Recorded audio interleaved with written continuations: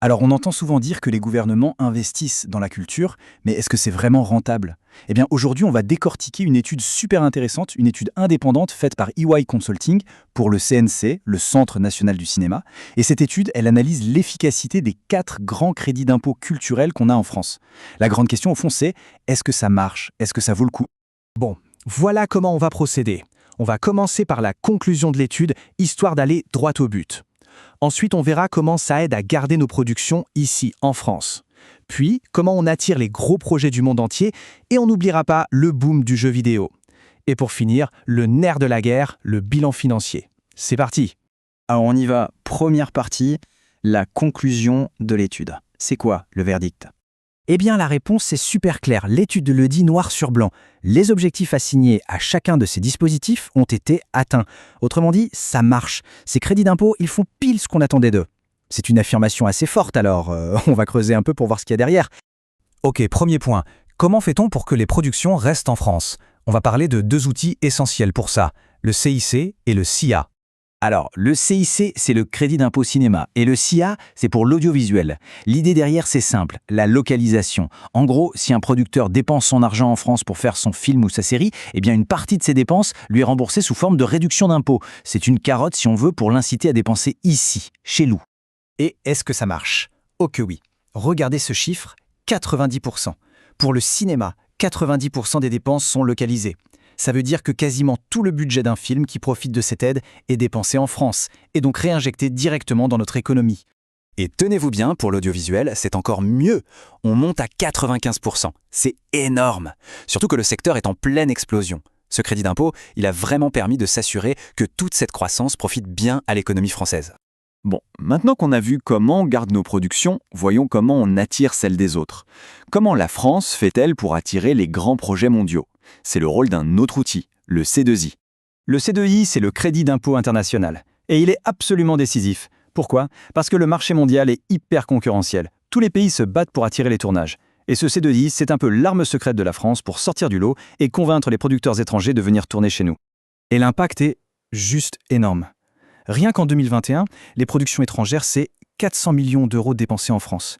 Et ces 400 millions, ils sont directement liés à l'existence de ce crédit d'impôt. Mais ce qui est le plus fou, c'est l'évolution. La barre de 2021, elle est 8 fois plus haute que le niveau d'avant la création de ce C2I. C'est une croissance explosive qui montre bien que cette incitation a eu un effet spectaculaire. Allez, on change de secteur. On a parlé ciné, séries, mais il y a un autre poids lourd de la culture qui cartonne, le jeu vidéo. Et là aussi, la France a un outil spécifique, le CIJV. Le CIJV, c'est donc le crédit d'impôt jeux vidéo. Et ses objectifs sont très stratégiques. D'abord, rendre nos studios plus compétitifs. Ensuite, faire revenir la production de jeux en France. Et enfin, un point super important, s'assurer que la propriété intellectuelle, c'est-à-dire les idées, les concepts des jeux, reste bien française.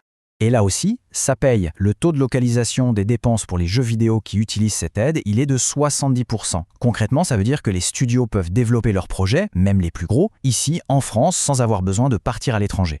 Bon, on a vu que les objectifs étaient atteints, que ça crée de l'activité, c'est super. Mais maintenant, la question à 1 million. Combien ça coûte vraiment à l'État? Allez, c'est l'heure de sortir la calculette. Alors, avant de parler du coût, regardons d'abord les retombées. Entre 2019 et 2021, ces dispositifs ont généré 3,3 milliards d'euros de dépenses en France. Mais le plus intéressant, c'est que 60% de cet argent, c'est-à-dire 2 milliards, a été dépensé en région, en dehors de Paris. C'est un vrai coup de boost pour les économies locales partout dans le pays, et sans même parler de l'impact incroyable sur le tourisme. Et maintenant, attention, on entre dans le vif du sujet, le retour sur investissement. Ce tableau est super parlant. Prenez l'exemple de l'audiovisuel. Pour chaque euro que l'État met sur les tables via le crédit d'impôt, il y a 7,60 € qui sont dépensés dans l'économie française. Et sur ces 7,60 €, il y a 92 centimes qui reviennent directement à l'État en taxes et impôts divers. C'est ce qu'on appelle un effet de levier, et il est vraiment puissant. Ok, alors on y va pour le calcul final. En 2021, le coût initial de ces 4 aides pour l'État, ce qu'on appelle la dépense fiscale, c'était 351 millions d'euros. Ça, c'est la mise de départ. Mais, et c'est là que ça devient intéressant, ce n'est qu'une partie du calcul, parce que toute l'activité économique que ça a générée, elle a aussi rapporté de l'argent à l'État. Comment? Via la TVA, les impôts, les cotisations sociales. Et tout ça, ça représente 269 millions d'euros de recettes supplémentaires. Et donc le calcul est vite fait. On prend les 351 millions de coûts, On enlève les 269 millions de recettes qu'ils ont générées, et il reste quoi? 82 millions d'euros. C'est ça le coût réel pour l'État. C'est un chiffre incroyablement bas.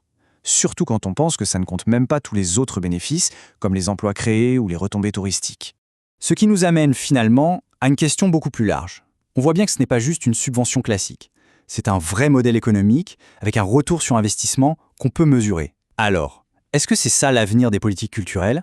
Une sorte de politique industrielle stratégique que d'autres pays pourraient, ou peut-être même devraient, copier pour soutenir leur propre secteur créatif? C'est une vraie question et elle reste posée.